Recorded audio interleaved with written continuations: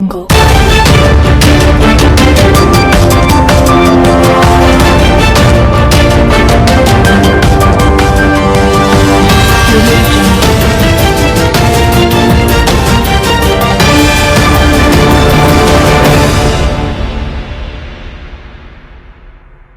मुख्यमंत्र्यांच्या आदेशानंतर ठाण्यात अनधिकृत पब बारवर बुलडोझर. मुख्यमंत्री एकनाथ शिंदे यांच्या आदेशानंतर ठाण्यातील अनधिकृत पब बार आणि अंमली पदार्थांशी संबंधित अवैध बांधकामांवरती बुलडोझर फिरवण्याची कारवाई करण्यात आली आहे.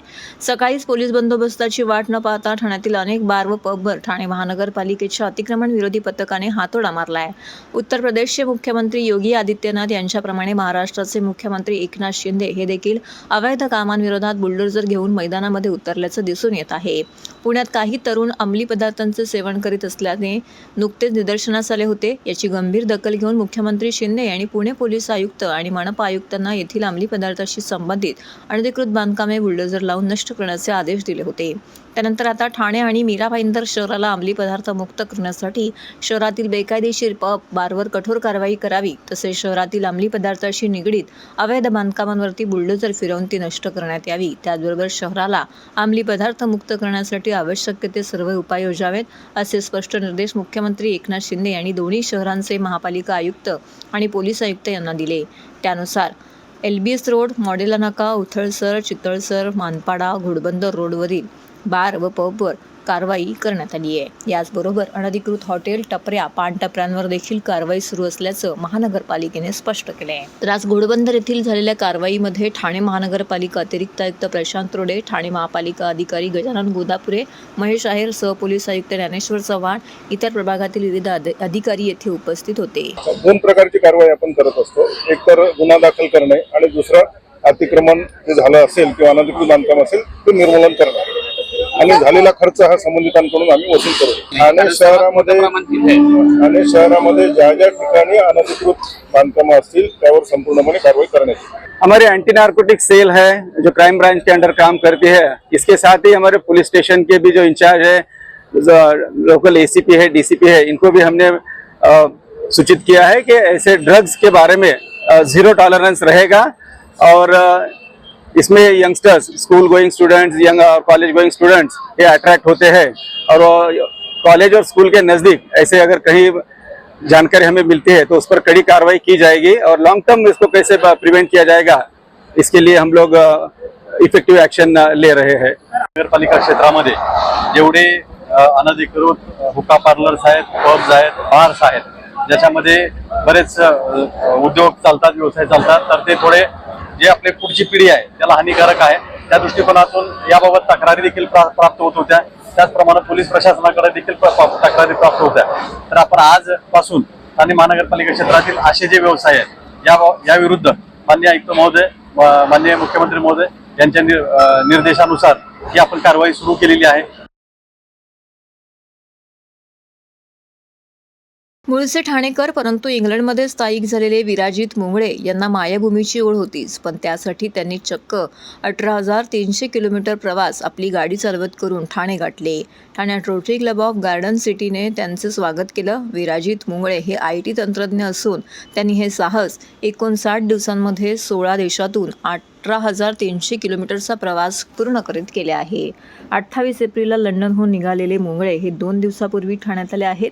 आपल्या या आगळ्या वेगळ्या प्रवासाची माहिती त्यांनी दिली असून दररोज 500 ते 700 किलोमीटर गाडी चालवत असे. तसेच लाल रंगाची टोयोटो लँड क्रुझर घेऊन त्यांनी प्रथम फ्रान्स गाठले. तेथून Belgium, Netherland, Germany, Poland, Russia, Kazakhstan, तुर्कस्तान, एस्टोनिया, चीन आणि पुढे तिबेट, नेपाळ आणि भारत असा प्रवास केला. रात्रीच्या वेळी मात्र त्यांनी गाडी चालवणे टाळले. प्रवासामध्ये त्यांच्यासोबत रोशन हा त्यांचा नेपाळी सहकारी होता. तो नेपाळमध्ये उतरल्यावरती मुंगळे यांची पत्नी दीपाली आणि दुसरा मित्र धनंजय तपस्वी यांच्याबरोबर नेपाळपासून ठाण्यापर्यंत आले. वेगवेगळ्या वातावरणामध्ये गाडी चालवताना चित्तथरारक अनुभव आला असं सांगून मुंगळे यांनी कधी उष्ण तर कधी बर्फाच्छादित रस्त्यांवरती गाडी चालवली. आता ही गाडी बोटीने लंडनला जाईल असं देखील यावेळी मुंगळे यांनी सांगितलं. तसेच स्वतः पुढील प्रवास हा विमानाने करणार आहेत. क्या कि रास्ते है कि नहीं, और मुझे बहुत सारे रास्ते मिले. सो उसमें से एक रास्ता मैंने चुना जो मुझे UK, France, Belgium, Netherlands, Germany, Poland Lithuania, Latvia, Estonia, Russia, Kazakhstan, Uzbekistan, Kyrgyzstan, China, Tibet, Nepal, India, ऐसे करके मैं आ गया। मुझे 59 डेज़ लगे, 59 दिन लगे, और मैंने 18,300 किलोमीटर्स का रास्ता पार किया। ठाणे महानगरपालिकेच्या सेवेतून 2016 ते 2021 दरम्यान सेवानिवृत्त झालेल्या शेकडो कर्मचाऱ्यांना त्यांची देणी पालिकेने दिली नाहीत। सेवानिवृत्त कर्मचाऱ्यांना पेन्शनमध्ये 7वा वेतन आयोग, 7व्या वेतन आयोगानुसार ग्रॅज्युएटी, रजा विक्री, पेन्शन विक्रीची फरकाची रक्कम देखील मिळालेली नाही। त्यामुळे शेकडो कर्मचाऱ्यांची ससे होलपट सुरू असून गुरुवारी या कर्मचाऱ्यांनी अतिरिक्त आयुक्त प्रशांत रोडे यांची भेट घेतली। रोडे यांनी येत्या आठवड्यामध्ये संबंधित अधिकाऱ्यांची बैठक घेऊन यातून मार्ग काढण्याचे आश्वासन या कर्मचाऱ्यांना दिलं आहे। कामगारांची देणी थकीत असणे हा त्यांच्यावर अन्याय असून यातून मार्ग काढण्यासाठी येत्या आठवड्यामध्ये पालिका उपायुक्त मुख्यालय, लेखाधिकारी यांची बैठक बोलवणार असल्याचं यावेळी अतिरिक्त आयुक्त प्रशांत रोडे यांनी सांगितलं। तसेच या बैठकीत युनियनच्या पदाधिकाऱ्यांना आमंत्रित करण्यात येणार असल्याचं देखील आश्वासन रोडे यांनी दिलं आहे। आमच्या मागण्या, आम्ही सेवानिवृत्त कर्मचारी असून सुद्धा आम्हाला आमच्या मागण्या अजूनपर्यंत मिळत नाही। पहिली मागणी आमची ग्रॅज्युएटी मिळण्याबाबत आहे। तर ग्रॅज्युएटी अजूनपर्यंत रजेचा पगार नाही दिला, ग्रॅज्युएटी नाही दिली, त्याच्यानंतर पेन्शन विक्री ते पण अजूनपर्यंत मिळालेलं नाही आहे। आणि माननीय आयुक्त साहेबांना आम्ही भेटलो,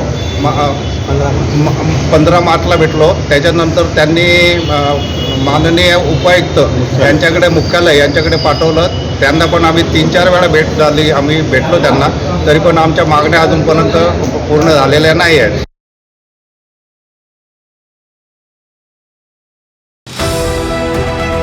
TJSB सौर शक्ती कर्ज, गो ग्रीन, करा वीज बिलावर बचत। आकर्षक व्याजदर, 84 महिने परतफेड कालावधी, 80% लोन, व्यावसायिक आणि उद्योजकांकरता सुद्धा। अधिक माहितीसाठी तुमच्या जवळच्या शाखेला भेट द्या किंवा संपर्क साधा 1800-223-466 आणि 1800-266-3466। सर्व नागरिकांना आवाहन करण्यात येत आहे की सध्या डासांमार्फत पसरणाऱ्या डेंग्यू या आजाराचा प्रसार रोखण्यासाठी प्रत्येकाने पुढील प्रमाणे कार्यवाही करावी। डेंग्यू आजार एडिस इजिप्ती हा डास चावल्याने होतो। या डासांची पैदास साचलेल्या किंवा साचवलेल्या स्वच्छ पाण्यामध्ये होते। 8 दिवसांपेक्षा जास्त दिवस पाणी उघडे व साचून राहिल्यास त्यात डास अंडी घालतात। अंड्यांच्या अळ्या तयार होऊन पुढे डास तयार होतात। यासाठी आपल्या घरातील पाणी साठे, उदाहरणार्थ बॅरल्स, पिंपे, टाक्या, हौद, रांजणे इत्यादी दर आठवड्याला रिकामे करून घासून पुसून कोरडे करून पुन्हा भरावे। 1 दिवस कोरडा दिवस म्हणून पाळावा। पाणी साठ्यांना घट्ट झाकणे बसवावीत किंवा जुनी साडी, चादर, धोतर यांनी बांधून झाकून ठेवावीत, म्हणजे डास त्यात जाऊन अंडी घालणार नाहीत।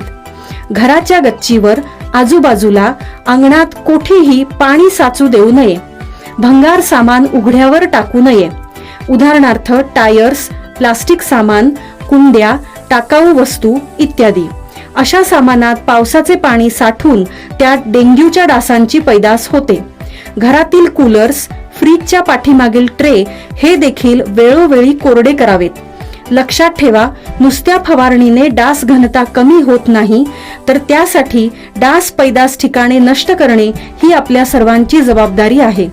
कोणताही ताप अंगावर न काढता जवळच्या शासकीय रुग्णालयात मोफत औषधोपचार घ्या।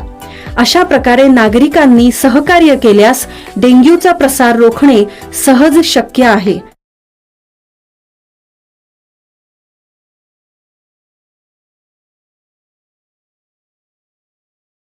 आंतरराष्ट्रीय अंमली पदार्थ विरोधी दिनानिमित्त जनजागृती चित्ररथ व विद्यार्थी रॅलीचे अनावरण। ठाणे पोलीस आयुक्तालय आणि NKT महाविद्यालय यांच्या वतीने जागतिक आंतरराष्ट्रीय अंमली पदार्थ दिनाचं औचित्य साधून जनजागृतीपर रॅलीचं आयोजन करण्यात आलं होतं। पोलीस आयुक्त आशुतोष डोंबरे यांनी झेंडा दाखवून रॅलीचं अनावरण केलं. आंतरराष्ट्रीय अंमली पदार्थ दिनाच्या निमित्ताने नागरिक तसेच विद्यार्थ्यांमध्ये अंमली पदार्थ व त्याचे दुष्परिणाम याबाबत जागरूकता निर्माण होण्याकरिता पोलीस आयुक्त ठाणे आशुतोष डोंबरे यांच्या मार्गदर्शनाखाली ठाणे आयुक्तालयाच्या हद्दीमध्ये विविध कार्यक्रमांचं आयोजन करण्यात आलं होतं. त्या अनुषंगाने कॉज फाउंडेशन या समाजसेवी संस्थेला सहभागी करून आयुक्तालयाच्या हद्दीतील शाळा महाविद्यालय येथे विद्यार्थ्यांमध्ये अंमली पदार्थ व त्याचे दुष्परिणाम याबाबत जनजागृती निर्माण करण्याकरिता परिसंवादाचं आयोजन करण्यात आलं होतं. नागरिकांमध्ये जनजागृती निर्माण करण्याकरिता अंमली पदार्थ व त्यांचे दुष्परिणाम याची माहिती असलेल्या 6,000 पत्रकांचं वृत्तपत्रांमधून वाटप करण्यात आले. अंमली पदार्थ विरोधी जनजागृती करणारे बॅनर पोस्टर शहरात वेगवेगळ्या ठिकाणी लावण्यात आले होते.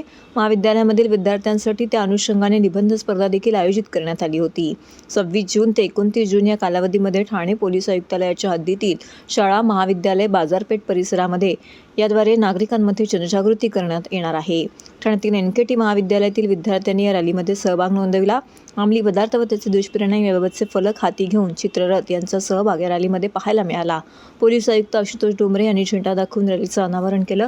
यावेळी सहाय्यक आयुक्त ज्ञानेश्वर चव्हाण, गुन्हे शाखेचे पोलीस आयुक्त पंजाबराव उगले, पोलीस उपायुक्त शिवराज पाटील, समाजरत्न ज्ञानजीबाई ठक्कर यांसह इतर शाळेतील शिक्षक व कर्मचारी उपस्थित होते.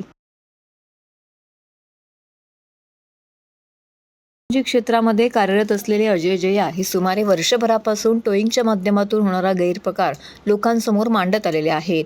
या संदर्भात अनेक पीडित वाहनधारक त्यांचा होणारा मानसिक छळ, कारवाईच्या नावाखाली त्यांच्याकडून विनाकारण उकळलेले गेलेले पैसे इत्यादी तक्रारी घेऊन त्यांच्याशी संपर्क साधत असतात. एकीकडे टोईंगच्या माध्यमातून मोठ्या प्रमाणामध्ये गैरप्रकार आणि गैरव्यवहार वाढलेला असताना दुसरीकडे मात्र सर्वसामान्य नागरिकांना तसेच वाहनधारकांना टोईंग व्हॅनच्या साचेबद्ध कायद्याबद्दल काहीही माहीत नसते. या प्रकरणी किंवा संबंधित गैरप्रकाराविरोधात तक्रार कशी करायची आणि कुठे करायची या संदर्भात वाहनधारकांना कोणतीही माहिती नसते आणि म्हणूनच अशा पीडित वाहनधारकांना व सर्वसामान्य नागरिकांना सहकार्य करण्याच्या उद्देशाने 28 ते 5 जुलै या कालावधीमध्ये ठाणे शहरातील महत्त्वाच्या ठिकाणी अजय जया त्यांचे सहकारी जनजागृती करणार आहेत. या जनजागृती उपक्रमाच्या माध्यमातून जी काही कायदेशीर प्रक्रिया आहे त्याबद्दल माहिती देण्यात येणार आहे. त्याचप्रमाणे ज्या पीडित वाहनधारकांची जी काही तक्रार असेल त्याची व्यवस्थित नोंद घेऊन योग्य ती कारवाई करण्यावर संबंधित विभागाकडे तक्रार करण्यात येईल. तसेच आवश्यकता भासल्यास सदर तक्रारी थेट न्यायालयामध्ये सादर करणार असल्याची माहिती समाजसेवक अजय जया यांनी यावेळी पत्रकारांशी बोलताना दिली. नमस्कार, मी अजय जया. गेल्या अनेक वर्षापासून ठाण्यातील बेकायदेशीरपणाने चालू असणारा टोईंग विषय मी सातत्याने आपल्यासमोर मांडत आलोय. असं असताना हे टोईंग व्हॅन लाखो रुपयाचं भ्रष्टाचार दररोज या विभागामार्फत, पोलीस विभागामार्फत होत असतं. या टोईंग व्हॅनमध्ये जे भ्रष्टाचार चालू आहे, असं असताना या संदर्भात जनजागृती मोहीम मी सुरुवात करत आहे.